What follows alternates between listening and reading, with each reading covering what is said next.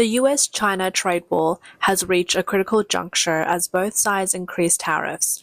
On April 7th, US President Donald Trump warned on his social media platform, Truth Social, that if China does not remove its 34% retaliatory tariff on American goods by April 8th, the US will impose an additional 50% tariff on all Chinese products starting April 9th. He also announced the termination of all negotiations requested by China. This escalation marks a significant turning point in the ongoing trade conflict and suggests a major shift in global trade dynamics. As the tariff war intensifies, China may soon face not only high tariffs from the US but also increased trade barriers from other countries. These measures, driven by the need to protect domestic markets from China's low-cost goods and US pressure, could block methods like changing the country of origin. Finding alternative export destinations will also become increasingly difficult. Markets previously dominated by China may be replaced by other countries, leading to a reshaping of global supply chains. Experts predict that China could lose its position as the world's factory and may even face an economic crisis similar to the Great Depression. On the evening of April 6, President Trump addressed reporters aboard Air Force One. With China, we have $1 trillion trade deficit with China. Hundreds of billions of dollars a year we lose with China. And unless we solve that problem, I'm not going to make a deal. Now, I'm willing to deal with China, but they have to solve their surplus. Trump's statement suggests that the US-China trade deficit is a key driver behind his tough stance on tariffs. On April 2nd, President Trump introduced a 30% tariff hike and vowed to eliminate the trade deficit with China. In response, China quickly implemented a matching 34% retaliatory tariff without engaging in negotiations with the US, becoming the only country to directly challenge the Trump administration's broad tariff policy. This move, however, aligns with Trump's objectives. Political commentator Tang Jingyuan analyzed the situation on his YouTube channel, offering two key reasons for China's response. First, China believed that Trump was not seeking simply zero tariffs, but rather a zero trade deficit. Chinese officials assessed that even if China implemented zero tariffs, the US would still impose duties due to the massive surplus, which the US sees as unfair. Zero tariffs and zero deficit are distinct goals, and achieving a zero deficit will prevent China from earning large profits from the US. From China's perspective, when profits were high, they played along, but now that profits are at risk, they are confronting the US. This mindset is consistent with China's usual approach. Second, Chinese officials believe the tariff impact would not end China's role as a manufacturing hub. Instead, they viewed it as an opportunity for China to become a new leader in global trade. Chinese economist Pan Heling publicly stated that China's strong counteraction was aimed at rallying other countries into an anti-US trade alliance. If successful, this alliance could push the US out of global trade system and allow China to set new rules. He added that China's 1.4 billion strong people market would attract allies, while the US, with a population of around 300 million, would struggle to compete. Chinese state media outlet's special program Yu Yuan Tan Tian echoed this view, arguing that Trump's actions are designed to dismantle the WTO-based free trade system, and China's rapid response demonstrates its firm opposition to this shift. Tang warned that this strategy could present major challenges. China may believe it can sell goods to other countries if the US market closes, but it remains unclear whether other countries will absorb China's surplus goods. If the US, the world's largest market, cannot handle the influx, how will smaller economies cope? China exports at least $400 billion worth of goods to the US each year. If tariffs blocks access to the US market, those goods will need new buyers, creating what Tang described as a China shock. Other countries may respond by quickly erecting trade barriers. Exporting nations like Vietnam, South Korea, and Japan, which also face reduced access to the US market, will likely intensify efforts to prevent cheap Chinese goods from flooding their markets due to China's price advantage. This situation is akin to building barriers to prevent flooding. As a result, the trade war could escalate quickly, drawing in more countries and shifting the focus to conflict from the US to China. The global response to Trump's tariff policies in recent days seemed to support Tang's assessment. On April 4th, after the Trump administration unveiled its global tariff plan, most countries responded with pragmatism. Countries like the UK, Australia, and Singapore, which were hit with a 10% base tariff, immediately voiced no objections. Regions facing higher tariffs, including Vietnam, Taiwan, Japan, and Israel, pledged to amend their domestic laws to drastically reduce import duties to zero. On April 4th, Vietnam's General Secretary Tu Lam spoke with President Trump and expressed Vietnam's willingness to lower tariffs on U.S. goods to zero, while also committing to buying more American products. On April 6th, the Vietnamese government confirmed that it had requested the U.S. delay the planned 46% tariff set to take effect on April 9th for up to 3 months to allow for negotiations. Vietnam also recently announced a temporary anti-dumping tax on galvanized steel imports from China with a maximum rate of 37.1%. Taiwan President Lai Ching-te released an 8-minute video on April 6 to explain the government's position. Lai emphasized that Taiwan's economy is resilient and stated that there are no plans for tariff retaliation. He outlined 5 strategies, including aiming for zero tariffs in negotiations with the United States. Lai and Taiwan could expand procurement and investment from the U.S., including the key sectors such as TSMC and other electronics, communications, and petrochemical industries in order to reduce the trade deficit. These efforts would also address non-tariff barriers, high-tech export controls, and the issue of country of origin manipulation. This response aligns with approaches taken by countries like New Zealand, Australia, and South Korea, which have opted for market openness and investment as negotiating tools rather than retaliation. This has become a reasonable strategy for many small and medium-sized nations that rely on the U.S. market. Israel, however, have taken a more proactive approach. On April 7th, U.S. President Trump met Israeli Prime Minister Benjamin Netanyahu in the Oval Office, marking the first foreign leader to discuss tariffs with Trump. Israel has agreed to swiftly eliminate its trade surplus and trade barriers with the U.S. while also removing tariffs on American goods. On Truth Social, President Trump also posted on April 7th, "Countries from all over the world are talking to us. Tough but fair parameters are being set." Spoke to the Japanese Prime Minister this morning. He is sending a top team to negotiate. It all has to change, but especially with China. Kevin Hassett, director of the U.S. National Economic Council, also posted saying that over 50 countries have reached out to the president and are beginning negotiations. Analysts widely believe that U.S. negotiations with other countries will go beyond its tariff, including discussions on industry cooperation and, most crucially, how to jointly counter the Chinese Communist Party. Even the European Union, which had previously threatened retaliation, is now preparing to negotiate with the US. While the EU's decision-making process is slow and complex, the first immediate action has been taken. The 27 EU member states have activated custom controls to prevent Chinese goods from flooding the European market. From these global reactions, it's clear that China's ambition to become the new global trade leader is effectively over. Analysts also suggest that China's tough stance may be driven by internal political considerations than by economic logic. Faced with economic downturns and public dissatisfaction, the CCP may need an external adversary to divert attention.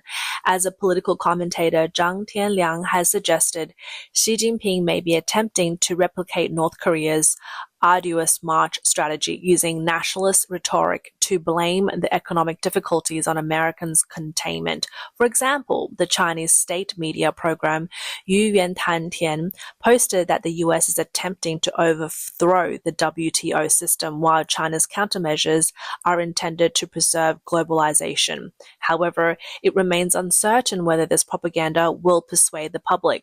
The 2022 White Paper Revolution, a nationwide protest where citizens held up blank pieces of paper to express dissatisfaction with government policies, showed that when economic pressures reaches its breaking point, people may take to the streets. This is a risk the CCP cannot afford.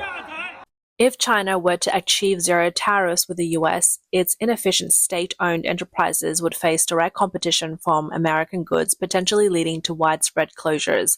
This would threaten the CCP's power base, as state-owned enterprises are both an economic pillar and a tool for political control. So, the CCP prefers confrontation over compromise.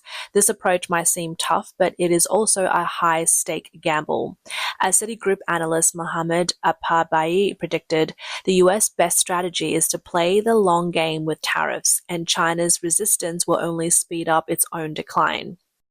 Since the 1990s, China has gradually become the world's manufacturing hub with low labor cost, advanced infrastructure, and vast market. According to the World Bank, China's manufacturing sector once accounted for over 30% of global output, and its exports to the US have been crucial to its economic growth. But this position relies heavily on access to Western markets, and Trump's tariffs are dismantling this foundation. Experts warn that China may face significant tariffs if it continues to oppose the Trump administration. According to several reports, the US is expected to impose a 20% tariff on Chinese goods by 2025. With the 54% increase announced this year, the total tariff could reach 74%, adding the 50% tariff announced by Trump on April 4th. And another 25% if China keeps buying oil from Venezuela. The total tariff rate on Chinese goods could rise to a staggering 149%. Trump also announced earlier a 25% tariff on global steel and 100% on cars. He also imposed extra fees on Chinese ships docking at US ports, aiming to block Chinese vessels from entering. This will likely raise transportation costs for Chinese goods. China exports between $400 billion and $700 billion US dollars worth of goods to the US each year. If that market is shut down, many manufacturing companies could go bankrupt. Experts predict that industries relying on the US market, like electronics and textiles, will be hit the hardest, losing their competitiveness due to higher tariffs. Other products will face similar challenges. The Chinese Ministry of Commerce has previously warned that each 1% tariff increase could reduce corporate profits by 2.3%. As a result, even China's low-cost manufacturing advantage may not make exports to the US profitable, and there could be cases where exports lead to losses. The 2018 trade war already caused many factories to close or relocate overseas, with 35,000 businesses in Guangdong alone shutting down. This round of tariff is on a much larger scale, and the consequences could be severe. Trump's tariffs have also ineffectively closed China's transship trade loopholes. U.S. Commerce Secretary Wilbur Ross said that they were closing off China's transship trade, leaving China nowhere to escape. In fact, China foreign trade companies are already facing significant challenges. 突发关税飙到54%。 Tariffs have skyrocketed to 54%, and US-China trade is almost at a standstill. Large-scale cancellations of US orders are causing chaos in the textile industry. Fabrics are still in the dyeing tanks, but customers have suddenly pulled their orders. There was a 10% tariff increase in February, another 10% in March, and now tariffs have jumped to 54%. What even more alarming is the hidden employment issues behind these foreign trade problems. Take the textile industry, for example. 100 million in output supports 800 jobs. If exports of 100 billion are affected, it's estimated that 800,000 to 1.2 million jobs could be impacted. Going forward, life will only get harder for those in the textile industry. This foreign trade worker posted on Red Note saying, "The foreign trade industry is collapsing. I haven't made any orders in 2 months." This user also lamented, "After more than 10 years in foreign trade, facing such a sudden increase in tariff is a huge challenge. I had thought about expanding into other markets, but most of my major clients are from the US. This year, it's like a direct hit, like a dead-end situation if we don't adapt." One colleague replied saying that there are no orders at all now. Reports are now coming out that many Chinese exporters have asked to cancel shipments. In Vietnam, several companies have notified clients of shipment cancellations. This reflects the impact of US trade policies, logistical bottlenecks, and declining market demand. the next step is likely to be a global supply chain restructuring that excludes China.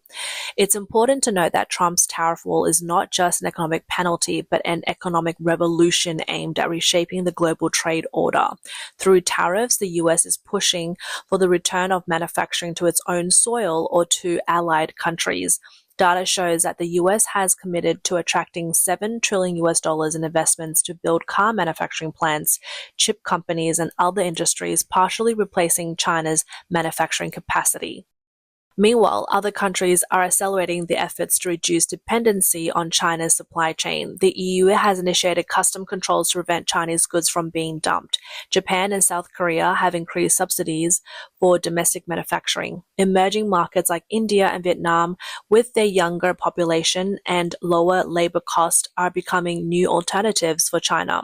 For example, India's population surpassed China's in 2023, with its working age population at 65%, far higher than China's 50%. As the US pushes for manufacturing to return and allied countries rise, China's industrial advantage will be replaced. Countries like India and Vietnam are becoming new manufacturing hubs, while China's aging population and weak domestic demand make it harder for it to adapt.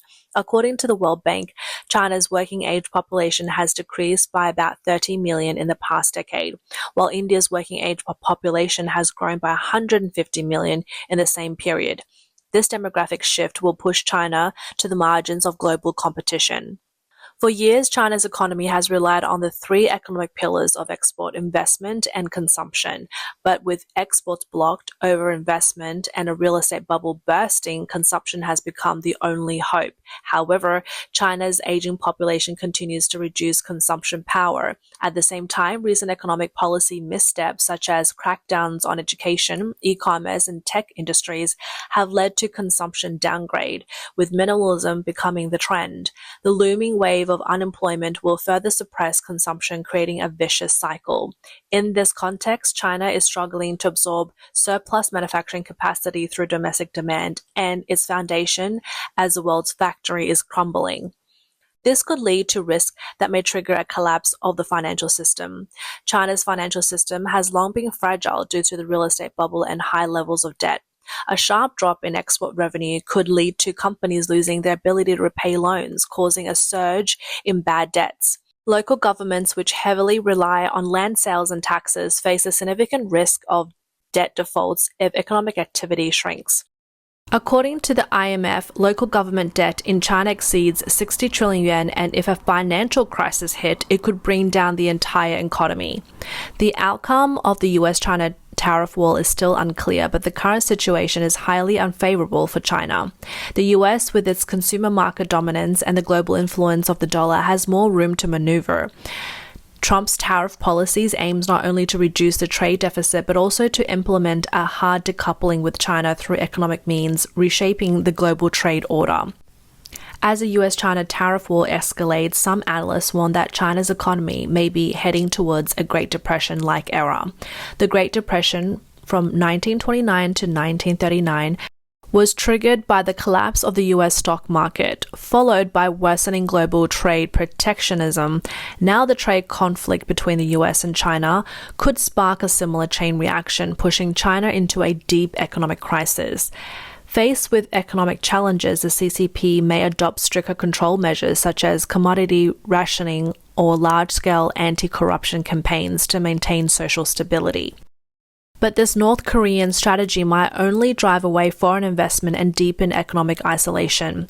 As Trump puts it, China has been hit much harder than the USA, not even close. If the CCP fails to adjust its strategy, its economy could fall into prolonged stagnation or even collapse.